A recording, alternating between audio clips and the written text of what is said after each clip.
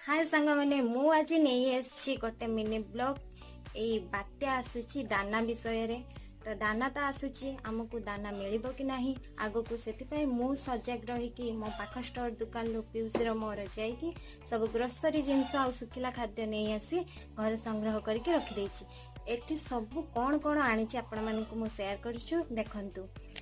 आलू पियाज to start करिकी डाली मिक्सचर आउ होल पैकेट तेल एटी लड़िया तेल बिस्किट आउ चिकन मसला पापड़ बेसन आउ यूपी अंडा पाखर सबु किछि मु तो सबु किछि नहीं आसिकी आम घरे साइतिकी रखी देछि। तो आपण माने भी जल्दी जातु पाख स्टोर दुकान लो सबु किछि सुखिला जिंस आ ग्रोसरी जिंस नहीं घरे आनिकी साइतिकी रखंतु।